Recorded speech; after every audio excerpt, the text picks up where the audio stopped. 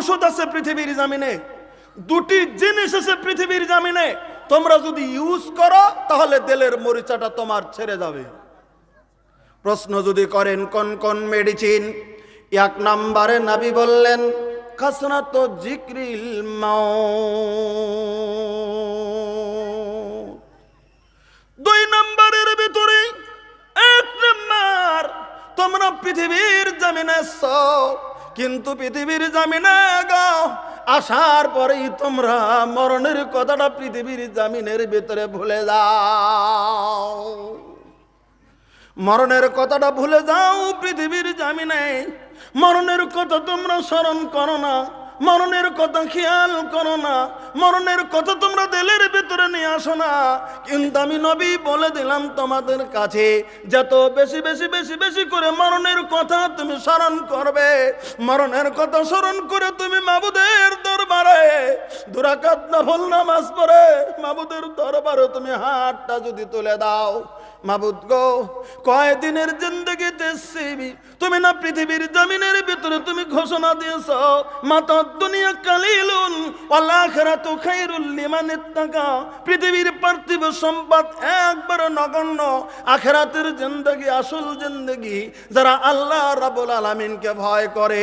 মাবুদ গো আমি ভয় করতে শিখিনি, আমি তোমার পাপিষ্ঠ বান্দা জমিনের ভিতরে কোন দিন মনে হয় তুমি আমাকে পৃথিবীর জমিন থেকে নিয়ে যাবে। আল্লাহ আমি চাই পৃথিবীর জমিন থেকে যদি মরে যাই তুমি আমাকে ইমানের হালাতে নিয়ে যাও গো আল্লাহ।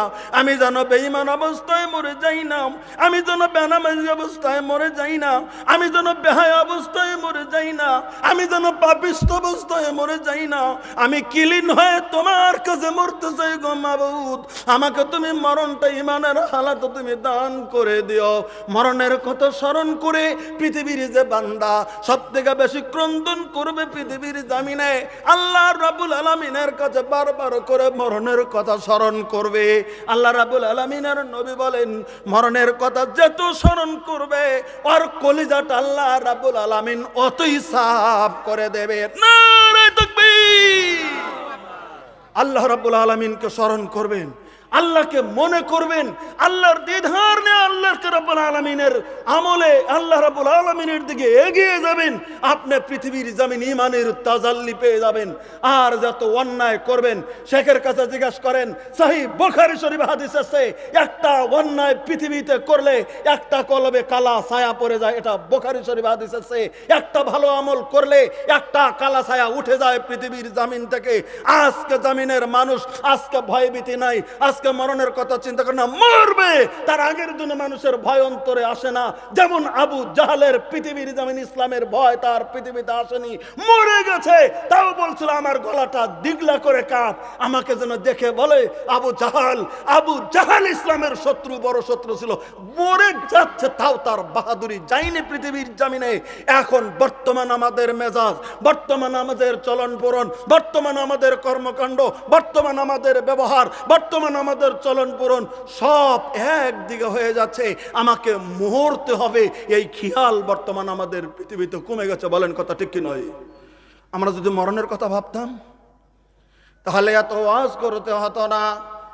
সাহাবা কেরাম আল্লাহ রাব্বুল আলামিনের নবীর স্ত্রী হযরত আয়েশার মতো মহিলা, হযরত আয়েশার মতো মহিলা যিনি ছিলেন পৃথিবীতে আল্লাহ রাব্বুল আলামিনের নবীজির স্ত্রী, হযরত আবু বকরের মতো সাহাবী যিনি ছিলেন পৃথিবীর জমিনে নবীর সঙ্গী, হযরত ওমরের মতো সাহাবী যিনি ছিলেন পৃথিবীর জমিনের ভিতরে আল্লাহ রাব্বুল আলামিনের নবীজির সঙ্গী। জান্নাতের সার্টিফিকেট যারা পৃথিবীর জমিনের ভিতরে পেয়েছিলেন, জান্নাতের সার্টিফিকেট যারা পৃথিবীর জমিনের ভিতরে পেয়েছেন, কিন্তু তবুও তারা পৃথিবীর জমিনে আল্লাহ রাব্বুল আলামিনকে ভয় করে এই পৃথিবীর জমিনের ভিতরে তারা আমল করে গিয়েছে। একটা নমুনা শুধু বলছি, 2 মিনিট শুনে নেন ভালো করে। কত ভয় করেছেন আল্লাহকে তারা, কত ভয় করে আমলের দিকে এগিয়ে গেছেন তারা। একটা নমুনা শুনেন 2-4 মিনিটের ভিতরে। আমার ভাইরা, আল্লাহ রাব্বুল আলামিনের নবীর সাহাবী যিনি ছিলেন হযরত আবু বকর সিদ্দিক রাদিয়াল্লাহু তাআলা আনহু, যে নাকি আল্লাহ রাব্বুল আলামিন পৃথিবীর জমিনে জান্নাতের খুশখবরি দান করে দিয়েছিলেন। বলবেন এটা দলিল আছে? বলে আছে। বলে কেমন করে আছে? বুখারী শরীফ থেকে একটা হাদিস শুনেছি, বলে ভালো করে বুঝে নেন, শুনে নেন। হযরত আবু হুরায়রা রাদিয়াল্লাহু তাআলা রাবি তিনি বর্ণনা করে বললেন, বলে কি খারাজা রাসূলুল্লাহ সাল্লাল্লাহু আলাইহি ওয়াসাল্লাম যাতা ইয়াউমিন আও লাইলা। অন্য একটা হাদিসে, এটা তো হাদিসের ভিতরে হযরত আবু বকরের সম্পর্কে, ওমরের সম্পর্কে আল্লাহ রাব্বুল আলামিনের নবী ভালো সার্টিফিকেট তো দিয়েছেন।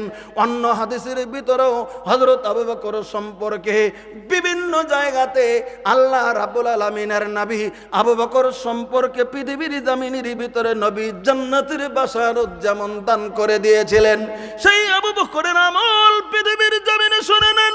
হযরত ওমর নিজে বলেন, আল্লাহ রাব্বুল আলামিনের নবী পৃথিবীর জমিন থেকে যখন ইন্তেকাল হয়ে যায়, আমাদের দরদের নবী যখন ইন্তেকাল হয়ে গেল, তখন খলিফাতুল মুসলিমিন 2 বছরের জন্য পৃথিবীর জমিনের ভিতরে হয়েছিলেন হযরতে আবু বকর সিদ্দিক রাদিয়াল্লাহু তাআলা আনহু।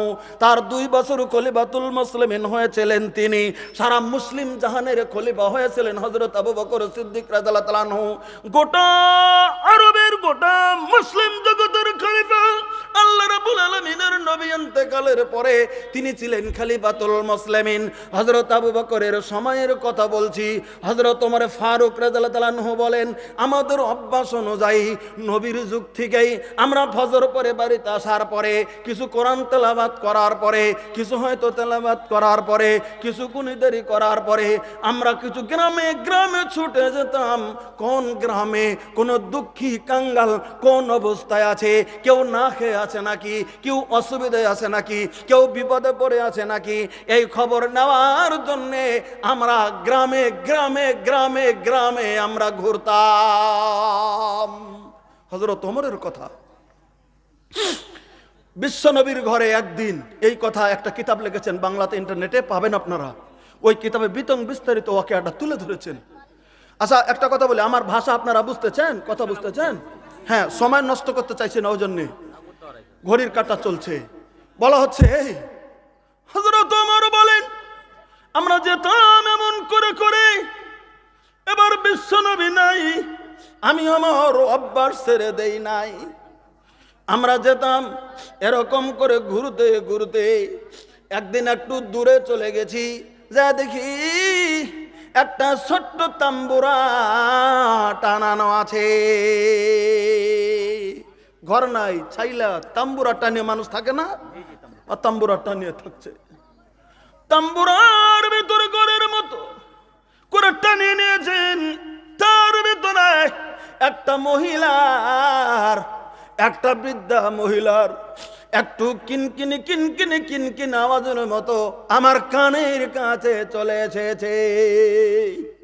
আমি হযরত ওমর, আমি মনে মনে মনে মনে মনে মনে ভাবলাম, আরে নিশ্চয় কিবা কঠিন কষ্ট হয়েছে বৃদ্ধার, ওই জন্যে কান্না করছে। আমি সালাম দিয়ে আমি তার বাড়িতে প্রবেশ করলাম। ওখানে প্রবেশ করে দেখতেছি বাইরে একটা বকরি বান্ধা আছে, বাচ্চাওয়ালা বকরি। আর ওই মহিলাটি ওই যে তাম্বুরার রুমের ভিতরে আছে, একটা বিছনার মধ্যে বসে আছে। বিছনাটা এলোমেলো হয়ে আছে, ঘরের ভিতরে জঙ্গল পড়ে আছে। এবার যখন সালাম দিলাম আর বললাম, বুড়িমা গো, এমন করে হিক হিক করে কাঁদছেন, আপনার কি হয়েছে জামিনের ভিতরে? বুড়ির চোখের পানি টপ টপ করে পড়ছে। বলছে, বাবা রে, আমি তো তোমাকে চিনি না, আর চিনবই বা কি করে? আমার দুটো চোখের ভিতরে ছানি পড়েছে, আমি তো কাউকে দেখতেও পারি না। কথা বুঝতেছেন? বুড়ি বলছে, আমার চোখের ভিতরে ছানি পড়েছে, আমি তো কাউকে দেখতেও পারছি না। বাবা গো, আমার একটু কষ্ট হচ্ছে। বলে, কি কি তাকলিফ হচ্ছে তোমার? বলেন আপনি, কি হয়েছে আপনার? দয়ার সাগর ওমর বুড়িকে বলছে, মা কি হয়েছে আপনার? বলতে যে, কি বলবো বাবা, এতদিন আমার স্বামী ছিল জমিনের ভিতরে, আমি তো নবীর মোহাব্বতে দূর দেশ থেকে এখানে চলে এসেছিলাম। আমার স্বামী ছিল আমার তেমন বংশের কেউ নাই, আমি একাই মহিলা এখন আছি। আমার স্বামী থাকতে আমার চোখের ভিতরে অসুস্থ হয়ে যায়, ছানি পড়ে যায়, আমি দেখি না। এমন করে করে করে করে আমার স্বামী একটু কষ্ট করে বকরি লালিত পালিত করে, কিছু এদিক ওদিক থেকে এনে দেয়। ওই বকরির দুগ্ধ দহন করে আমাকে খাবারের ব্যবস্থা করে দেয়, কারণ আমি নিজে চোখে দেখি না, বকরি দহন করতে পারি না। কিন্তু কিছুদিন আগে আমার স্বামীটা ইন্তেকাল হয়ে গেছে, এবার আমার খুব কষ্ট হচ্ছে। আমার কান্নার আওয়াজ শুনে যদি রাস্তা দেয়া কেউ যায়, এগিয়ে এসে যদি বকরিটা দহন করে দুগ্ধটা আমার কাছে দিয়ে যায়, পান করি বা কিছু দিয়ে যাইতে খাই। তাছাড়া আমার খাবারের বা পান করার ব্যবস্থা নতুন করে আমার আর নাই। আমি যাব কোথায়? আমার যে কেউ নাই। হযরত ওমর কলিজাটা এত মুহাব্বতের, হযরত ওমরের চোখের পানি পড়তে শুরু হয়ে গেল। মনে মনে মনে মনে ভাবলেন, হায় হায়, পৃথিবীর জমিনে আমার একটা ভালো নেকি কামাই করার একটা রাস্তা আমি খুঁজে পেয়ে গেলাম। আমি যদি এই বৃদ্ধার প্রত্যেক দিন এসে আমি যদি দুগ্ধ দহন করে বৃদ্ধাকে পান করিয়ে দিতে পারি, অবশ্যই আল্লাহ আমাকে উত্তম যাজা পৃথিবীর জমিনে দান করে দেবে। হযরত ওমর বলেন, বুড়ি মেয়ে, চিন্তা করেন না, আমি ওয়াদা দিলাম আজ থেকে আপনি সময় মতে আপনার খাদ্যটা আপনি পেয়ে যাবেন গো মা। সুবহানাল্লাহ বলেন একবার, একটু জোরে বলেন সুবহানাল্লাহ বলেন। হযরত ওমর ফারুক রাদিয়াল্লাহু তাআলা বলে দিলেন, মা, আজ থেকে আপনার কষ্ট হবে না, আমি আসবো, আপনার ব্যবস্থা করে দিয়ে যাব। কিতাব খুলুন, বেরিয়ে যাবে। হাতে ঝাড়ু নিয়ে হযরত ওমর নিজের রুমটা সাফা করে দিয়ে ওই জঙ্গল গুলিন বাইরে ফেলে দিয়ে ওই বুড়ির বিছানাটা ঠিক করে দিয়ে হযরত ওমর ফারুক বাড়ির দিকে চলে এসেছেন। কেবলমাত্র 2 দিন করেছেন, তৃতীয় দিন হযরত ওমর যখন চলে গেলেন বুড়ির বাড়িতে, যাওয়ার পরে দেখতেছে কে যেন দুগ্ধটা দহন করে গরম করে বুড়ির পাশে দিয়ে গেছে, আর বুড়ির বিছানাটা ঠিক করে দিয়ে গেছে, ঘরটা ঝাড়ু দিয়ে গেছে। হযরত ওমর ঢুকেই সালাম দিয়ে বলতেছেন, বুড়িমা, এ কাজটা আপনাকে কে করে দিল? বুড়িমা বলতেছে, জানি না, কে বা এসেছে করে দিয়েছে, আমি তো খবরটা জানি না কে করে দিল কাজটা, আমি তো বুঝি না, আমি নিজে চোখেও তো দেখি নাই, তবে কাজটা করে দিয়ে গেছে। আমি ভেবেছি কোন আল্লাহর বান্দা যেমন কাজটা করে দিয়ে গেছে।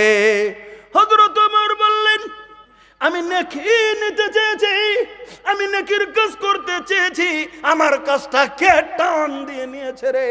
আমার কাজটা কে নিয়েছে? হয়তো বুড়ির কোনো আত্মীয়া বা কোনো মহিলা যেতে বুড়িকে দেখে হয়তো কাজটা করে দেখেছে, জাগ্গা আমি কালকে এসে আবার আমার কাজ আমি করে আমি নেকি নেব।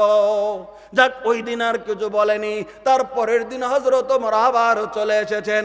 যখন হযরত ওমর ঢুকলেন, ঢোকার পরে দেখেন ওই দিনও কে যেন আগেই কাজ করে দিয়ে রুম থেকে বেরিয়ে গেছে।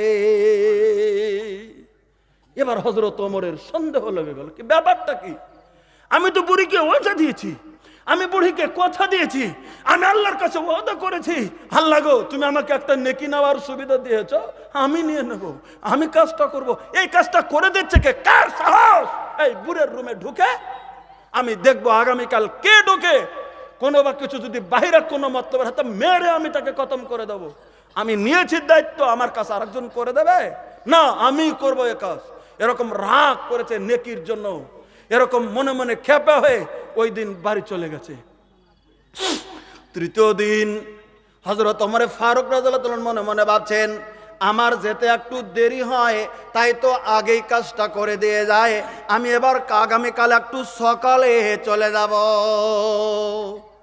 একটু সকালে চলে যাব, আগামীকাল একটু সকালে চলে যাব। এই কথা বলে দিয়া এবার হযরত ওমর একটু সকাল সকালেই বাড়ি থেকে বেরিয়ে ওই বুড়ির বাড়ির কাছে পৌঁছে গেছে। কিন্তু পৌঁছে যাওয়ার পরে ওই ঘরের ভিতরে বাড়িতে ঢুকবে, তার আগেই বাড়িতে গুডুং গুডুং শব্দের আওয়াজ পাওয়া যায়। তার মানে কে যেন আগেই বাড়িতে ঢুকেছে, সুবহানাল্লাহ বলেন।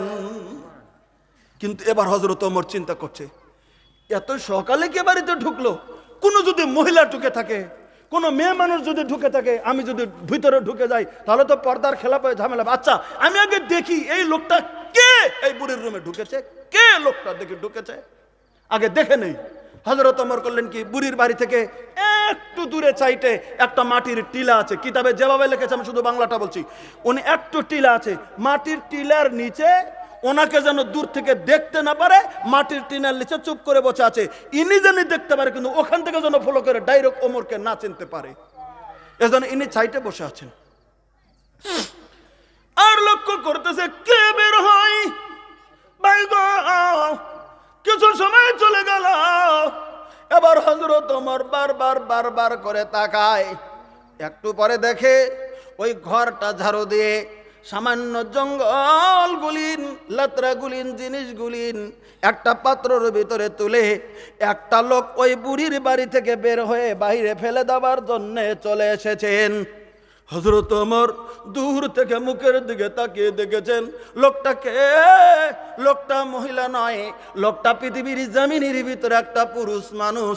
এবার মুখের দিকে তাকিয়ে দেখেন, মুখের দিকে তাকিয়ে দেখেন লোকটা অন্য কেহ নয়, লোকটা হচ্ছে পৃথিবীর জমিনের খলিফাতুল মুসলিমিন, আল্লাহ রাব্বুল আলামিনের নবীজির সব সময় সবরের সঙ্গী, নবীর সাথী, যিনি হযরত আয়েশার আব্বা, তিনি হচ্ছেন নবীর প্রথম সাহাবী, নবীর হিজরতের সাথী, নবীদের কলিজার টুকরা, নবীর আদরের সাথী, তিনি হচ্ছেন খলিফাতুল মুসলিমিন, তিনি হযরত আবু বকর সিদ্দিক রাদিয়াল্লাহু তাআলা আনহু। বলেন সুবহানাল্লাহ। হযরত ওমর যখন দূর থেকে দেখলেন এই ঘরটা ঝাড়ু দিয়েছে সারা বিশ্বের মুসলমানের খলিফা হযরত আবু বকর, আবু বকরকে যখন দেখেছেন, ওমরের কি ক্ষমতা আছে? আবু বকর কি কোনো কথা বলতে কি ক্ষমতা আছে পৃথিবীর জমিনে? তিনি খলিফাতুল মুসলিমিন। শুধু দূর থেকে চোখের পানি ওমরের গল গল করে পড়তে শুরু হয়ে গেছে। ওমর শুধু বললেন, আবু বকর রে, কি করলি তুই রে? আবু বকর কি করলি? তুই তো খলিফাতুল মুসলিমিন রে আবু বকর, কি করলি? তুই যদি পৃথিবীর থেকে চলে যাস, তুই পরবর্তী যারা খলিফা থাকবে তাদের খুব কষ্ট দিলে রে আবু বকর। কথা বুঝতে পারছেন? তুই এমন আদর্শ শিক্ষা দিলি, এমন ব্যবহার তুই করলি, তারপরে যারা আসবে পৃথিবীর জমিনে তাকে তুই খুব কষ্ট দিলে রে আবু বকর। হযরত ওমর ফারুক নিজে নজর করে দেখলেন হযরত আবু বকর সিদ্দিক নিজে খলিফাতুল মুসলিমিন হয়ে একটা বৃদ্ধার বাড়ির দায়িত্ব নিয়ে নিজে দুগ্ধ দহন করে দিয়ে, নিজে পৃথিবীর জমিনে এমন কাজ করে দিয়ে, পৃথিবীর জমিনে আল্লাহ রাব্বুল আলামিনকে সন্তুষ্টির জন্য, আল্লাহর নবীর দ্বীনকে পৃথিবীতে রক্ষা করার জন্য দ্বীনের মেহমান বনে পৃথিবীর জমিনের ভিতরে যদি চলতে চলেছেন, মরণের কথা তারা খেয়াল করেছেন, মরণের সময়ের কথা তারা ধারণা করে নিয়েছেন, কেমন করে মরবে বা আমল সহিত যেন মরে যায়, এই চিন্তা পৃথিবীর জমিনের ভিতরে করেছেন। আর আমরাও তো মানুষ, আমরাও তো সেই মুসলমান পৃথিবীর জমিনে, আমরাও সেই নবীর উম্মত পৃথিবীর জমিনে। আজকে পৃথিবীতে কিন্তু দিনের কথা, নবীর দিনের কথা, ধর্মের কথা, আলোচনার কথা আজকে পৃথিবীর জমিনে আমাদের মনে পড়ে না। তাই আমি বলতেছিলাম, আমরা পৃথিবীতে কেমন মুসলমান, আমরা মরণের কথা কতক্ষণ স্মরণ করেছি, আমার মরণের কথা কতটুকু স্মরণ করেছি, আমার কাছে সহি আমল না যেতে হবে কতটুকু খেয়াল করেছে পৃথিবীর জমিনে। আজকে হালায় ডোলায় কাটিয়ে দিলাম সময়। আজকে মসজিদগুলিন বিল্ডিং হচ্ছে, কিন্তু মসজিদে নামাজির সংখ্যা পৃথিবীর জমিনে যেমন কম হতে চলছে, যে হারে মসজিদ বিল্ডিং হচ্ছে ওই হারে কিন্তু মুসাল্লি মসজিদে নাই। বলেন কথা ঠিক না বেঠিক? বলেন। যাহার মসজিদ পাকা হচ্ছে, যাহার মসজিদ দোতলা হচ্ছে, যাহার মসজিদ বিল্ডিং হচ্ছে, সেই হারে মানুষ ৫ ওয়াক্ত জামাতে নামাজ পড়বে, সেই হারে মুসলমানের জামাতের পাবন্দি পৃথিবীর জমিনে মুসলমানের নাই বর্তমান। আল্লাহ বলেনি পবিত্র কোরআনে কারিমে, قد أفلح المؤمنون الذين هم في صلاتهم خاشعون আল্লাহ রাব্বুল আলামিন পবিত্র কোরআনে কারীম স্পষ্টকরণ করে দিয়েছেন, পৃথিবীর জমিনের ভিতরে মুমিন মুসলমান আমরা আল্লাহর প্রতি ঈমান এনেছি, আল্লাহর নবীকে বিশ্বাস করেছি, আমরা দ্বীনকে বিশ্বাস করেছি, আমরা কোরআনকে আল্লাহর কিতাব বলে মেনে নিয়েছি, অন্যান্য কিতাব আল্লাহর দেওয়া কিতাব বলে মেনে নিয়েছি। কিন্তু সব কিছুর পরেও আজকে আল্লাহর ভয় ভীতি আমাদের দিলের ভিতরে নাই। আমাদের কলিজাটা মরে গেছে, আমাদের দিলটা মরে গেছে, আমাদের কলবটা মরে গেছে, আমাদের কলবটা জিন্দা নাই, আমাদের কলবে কোনো কিছু নাই, আমাদের দিলটা মরে গেছে। এজন্য আমাদের ভয় ভীতি পৃথিবীর জমিনে আসে না। এই যে এখন যে ওয়াজ শুনতেছি, সকালে ফজরের নামাজ পড়তে হবে, এই ধ্যান ধারণা কয়টা লোকের জন্মে? আমাকে মরতে হবে, এই ধ্যান ধারণা কয়টা লোকের জন্মে? আমি আপনাদেরকে আহ্বান জানাবো, আমি আপনাদেরকে হাতে পায়ে ধরবো। আমরা অল্প শুনবো ওয়াজ নসিহত, মোবাইলে, টিভিতে, ইয়েতে, বিভিন্ন জায়গাতে আজকে আমরা শুনি, চ্যানেলের মাধ্যমে শুনি, এমনিও শুনি, জালসাতেও শুনি। কিন্তু আমাদের শোনার পরে পরিবর্তন হওয়া চাই, কারণ আল্লাহ বলেছেন সামিনা ওয়া আতানা। যারা পৃথিবীর ভিতরে শোনে এবং ইতাআত করে, তারাই পৃথিবীর জমিনের ভিতরে পাক্কা মুসলমান। শুনলো পাবন্দি করলো না, ও বা বিশ্ব নবীর ডাইরেক্ট কথা আবু জেহেল হাজারবার শুনেছে, বলেন কথা ঠিক কি নয়? আবু তালেব নবীকে কত করেছেন, মেহনত করেছেন। আবু তালেব বিশ্ব নবীকে কত ভালোবেসেছেন। ইতিহাস শুনেছেন, আমার কাছে কতবার শুনেছেন আপনারা ইতিহাস, আবু তালেবের ইতিহাস। বিশ্ব নবীকে কত ভালোবেসেছেন। আবু তালেবের শরীরের এমন কোনো অংশ নাই বিশ্ব নবী সাল্লাল্লাহু আলাইহি ওয়াসাল্লামের জন্য আবু তালেব কষ্ট করেনি, মার খায়নি, দুঃখ খায়নি। কিন্তু সেই আবু তালেবও ইতাআত করেনি নবী, কারণ কালেমাটা পরে নিয়েছিল না বলেই আবু তালেবকে জাহান্নামের ফয়সালা দেওয়া হয়েছে। বুখারী শরীফে তার দলিল রয়েছে। আবু তালেব যখন মরতে শুরু করে, তখন তার দুই দিকে তার কওমের নেতারা আর বিশ্ব নবী সাল্লাল্লাহু আলাইহি ওয়াসাল্লাম যা বলছেন, চাচা একবার পড়ে নিন আপনি কালেমা, পরবর্তী যা করার আমি আল্লাহ রাব্বুল আলামিনের কাছে মাপ চেয়ে নেব। পড়তে চেয়েছিলেন, কিন্তু ওই দিক থেকে তার বড় ভাইরা বলছেন, না তুমি বংশের মুখে চুনকালি লাগিও না। পড়তে পারলো না, মরে গেল। বিশ্ব নবী সাল্লাল্লাহু আলাইহি ওয়াসাল্লামের চোখের পানি ফেলতে শুরু করে দিচ্ছে, মনটা ভারী হয়ে গেল। আল্লাহ নবী সাল্লাল্লাহু আলাইহি ওয়াসাল্লামের যে চাচা এত করার পরেও চাচাকে নিস্তারের রাস্তায় নিয়ে যেতে পারলাম না। আল্লাহ বলে দিলেন, না, আবু তালেবকে ক্ষমা করা হয়নি, তুমি মাপ চাইলেও কাজ হবে না। আমার ভাইরা, আমি আপনাদেরকে বোঝাতে চেয়েছি, নিজেরা আমরা সুধরণের দিকে এগিয়ে যাই, নিজেরা আমরা ভালো কাজের দিকে এগিয়ে যাই, নিজেরা আমরা শুদ্ধ রাস্তার দিকে চলে যাই, নিজেরা আমরা একটু সহি তরিকার দিকে চলে যাই, নিজের স্ত্রীকে পর্দার দিকে নিয়ে যাই, নিজের বেবি বাচ্চাকে নামাজের দিকে নিয়ে যাই, আমরা নিজেরা নামাজি হয়ে যাই, আমরা নিজের ইমানদার হয়ে যাই, আমরা নিজেরা ভালোর দিকে হয়ে যাই। রব্বুল আলামিন যিনি মহান সত্তা, 313 জন বদরি সাহাবীর প্রতি যদি রহমত নাজিল করতে পেরেছে, আমরা কোটি কোটি মুসলমান, আমাদের ঈমান যদি ঠিক হয়ে যায়, আমাদের আমল আকীদা যদি ঠিক হয়ে যায়, আমাদের ব্যবহার যদি ঠিক হয়ে যায়, আমাদের নরণচরণ যদি ঠিক হয়ে যায়, আমাদের প্রতি আল্লাহ রাব্বুল আলামিন তার অপর ওয়াসতাস থেকে আমাদের প্রতি আল্লাহ তাআলা রহম নাজিল করে দেবেন। নারে তাকবীর! কিন্তু আমাদেরকে আল্লাহ আল্লাহ হতে হবে পৃথিবীর জমিনে। এ কথাটাই শুধু আপনাদেরকে বলতে চেয়েছি। যাজ্ঞা, আমার সময় শেষ, আমি আর বাড়াতে চাইছি না, হয়তো 5 মিনিট বেশি হয়েছে। একটা হাদিস বলে আমি খতম করতে চেয়েছি।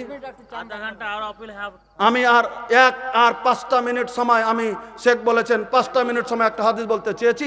আল্লাহ নবী সাল্লাল্লাহু আলাইহি সাল্লাম বলেছেন, মা মিনকুম মিন আহাদিন ইল্লা সায়ুকাল্লামু লাহু লাইসা বাইনাহু ওয়া বাইনাহু তারজামান।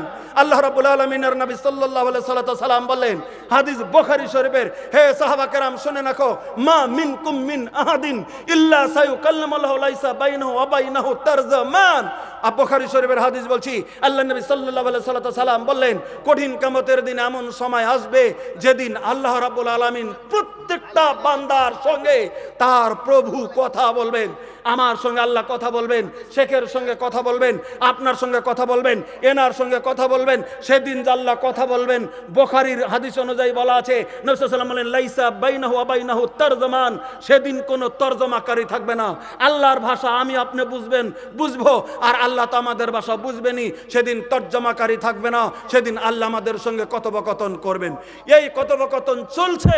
নবী সাল্লাল্লাহু আলাইহি ওয়াসাল্লাম বলেন, ফা আইমানা ইয়ানজুরু মিনহু ওই লোকটা তখন যে কথোপকথন চলছে, হঠাৎ করে ওই লোকটি ডান দিকে তাকাবে। যখন লোকটা ডান দিকে তাকালো, আল্লাহ নবী সাল্লাল্লাহু আলাইহি ওয়াসাল্লাম বললেন, ফালা ইয়ারা ইল্লা মা কাদ্দামা, কিছুই দেখবে না, কিন্তু আগের জিন্দেগিতে যা ভালো আমল করেছিল ওই লোকটার ডান দিকে দেখতে পারবে।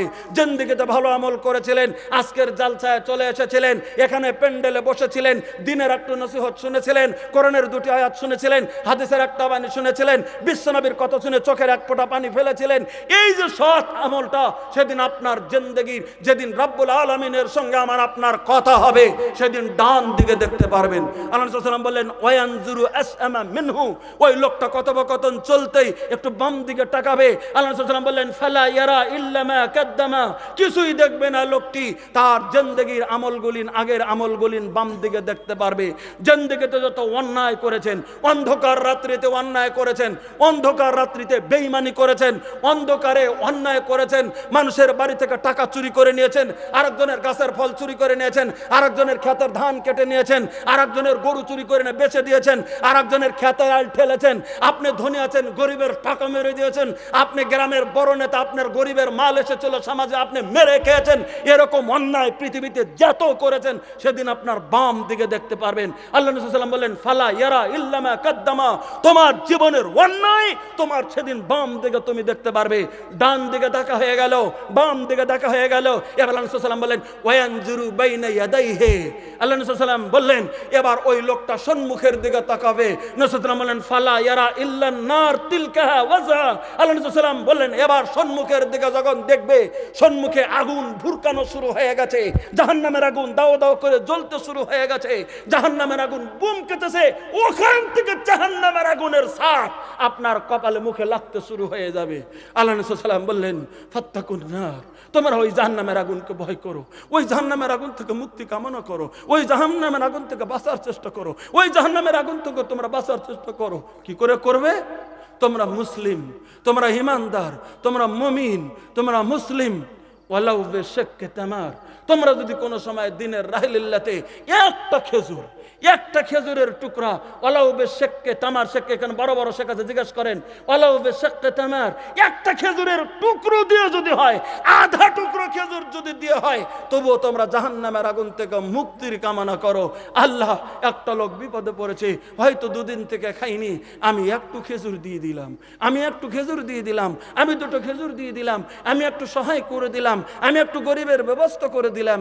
আল্লাহ, তুমি আমাকে রেহাই করিও, আল্লাহ তুমি আমার এই সৎ আমলটা কবুল করিও, আল্লাহ তুমি আমার এই নেকদানটা কবুল করিও। হয়তো আল্লাহ একটা ছোট্ট আমল আপনি পৃথিবীর জীবনে করেছিলেন, শেখের কাছে জিজ্ঞাসা করেন, উনি বলে দিতে পারবেন, অবশ্যই উনি আপনাদেরকে সাপোর্ট করে দিবেন যে একটা বেশ্যা মহিলা একটা কুকুরকে পানি খিলানোর ফলে বনি ইসরাইলি মহিলাকে আল্লাহ তাকে মাফ করে জান্নাতের বাশারত দিয়েছে। নারায়ে তাকবীর। তাহলে আপনি যদি ছোট্ট আমল করেন, আল্লাহ যদি ইচ্ছা করে আমার আপনার গুনাহ মাফ করে দিতে পারে। যদি আমার আপনার কলিজাটা একদম নীতি নির্ধারণ মতো হয়ে যায়, যদি দিল থেকে হয়ে যায়, আপনার ছোট্ট দানে আপনার বাবার জীবনের গুনাহ মাফ করে দিতে পারে, আপনার মাকে আল্লাহ তাআলা মাফ করে দিতে পারে, আমাকে আপনাকে আল্লাহ মাফ করে দিতে পারে, কঠিন কিয়ামতের দিন আমাকে আল্লাহ জান্নাতের দিকে নিয়ে যেতে পারে।